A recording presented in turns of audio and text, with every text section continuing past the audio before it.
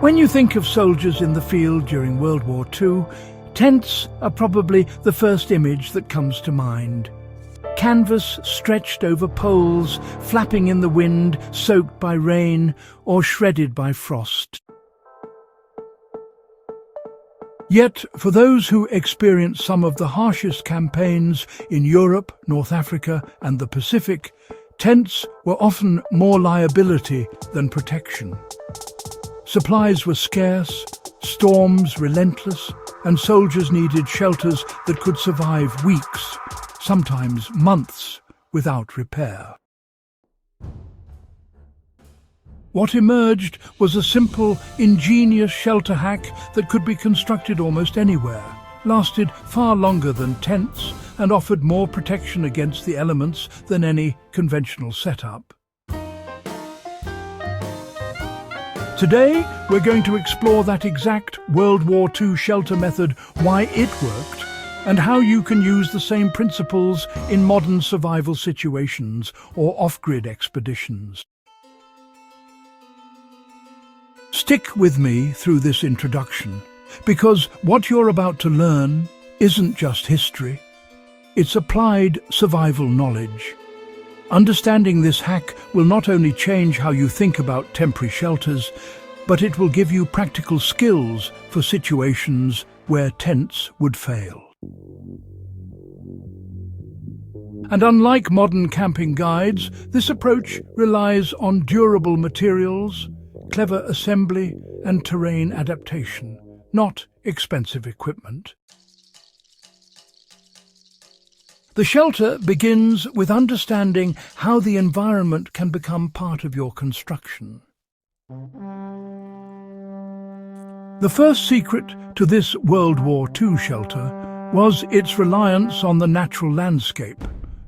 Soldiers were instructed to dig shallow trenches or choose naturally sheltered locations such as ravines, embankments, or the lee side of hills. Unlike a tent, which is vulnerable to wind and exposure, this shelter merged with the terrain. By building into the ground slightly, soldiers created a barrier against wind, trapped heat, and gained natural camouflage. In practice, the trench or embankment acted like a preformed wall, reducing the labor needed to raise an overhead cover while increasing stability during storms. Modern application is, well, pretty straightforward. When building a temporary off-grid shelter, always scout the terrain.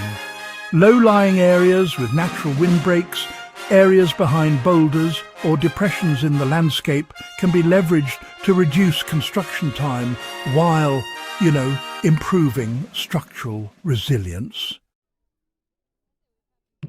The cover was designed to combine flexibility with strength.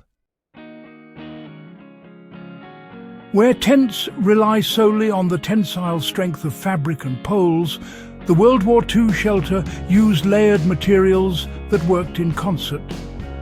Soldiers often started with a frame made of whatever timber or poles were available, arranged in a simple A-frame or lean-to.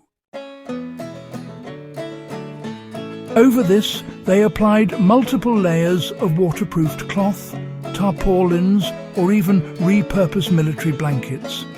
But the real innovation came from overlaying natural insulation. Branches, brush, moss, and even sod. This top layer acted as a windbreak camouflage and rain dispersal mechanism. Water didn't pool on the roof. It drained through the brush, and any wind pressure was absorbed by the dense natural covering rather than the fragile tent poles.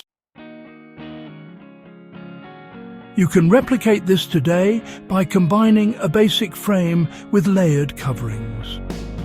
Start with your primary tarp or canvas, then cover with branches, leaves or straw. This not only stabilizes the structure against wind, but also reduces heat loss during cold nights. In survival conditions, it turns a temporary shelter into something that can last for days, not hours. One of the biggest problems soldiers faced with tents was condensation. A tent traps moisture from rain or even human breath, and without ventilation, it quickly becomes a wet, cold space. The World War II shelter hack addressed this by elevating the sleeping area slightly above the trench or ground level, often using logs, brush, or pallets. The frame itself was vented at both ends, allowing moisture to escape without letting wind in. In addition, the outer layer of brush and branches absorbed residual water, keeping the interior dry. For modern survivalists, this principle is critical. Always elevate sleeping areas slightly off the ground. Include vents at low and high points to encourage airflow. Use natural insulating layers that can absorb condensation, such as dry leaves or pine boughs. These small adjustments dramatically improve comfort and reduce the risk of hypothermia.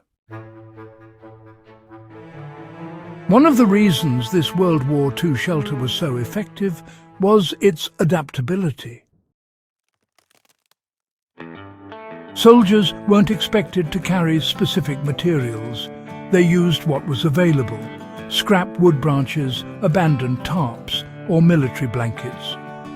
Depending on the environment, they could expand the shelter for multiple occupants or reinforce it against heavy storms.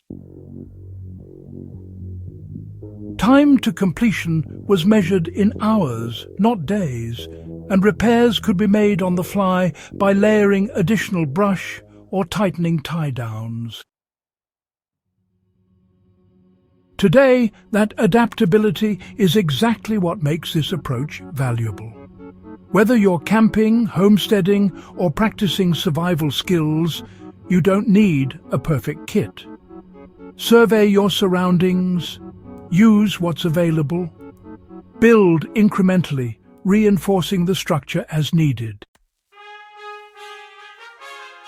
This method ensures your shelter lasts longer than a tent and can survive storms that would destroy conventional setups. The brilliance of this World War II shelter lies in its simplicity and resilience. It leveraged terrain, layered materials, natural insulation and ventilation to create a shelter far superior to tents in durability, comfort and safety. By understanding these principles, anyone can construct a temporary shelter that not only withstands storms, but also preserves warmth, protects against moisture, and can be adapted to almost any environment. It's a reminder that innovation often comes from necessity, and that the solutions of the past are still highly relevant today. If you found this breakdown of World War II shelter engineering valuable, make sure to subscribe to Farm Logic, share this video with other history buffs or survival enthusiasts, and stay tuned for more insights into historical techniques that still have real-world applications. These old methods aren't just stories, they're survival tools that can help you thrive in extreme conditions today.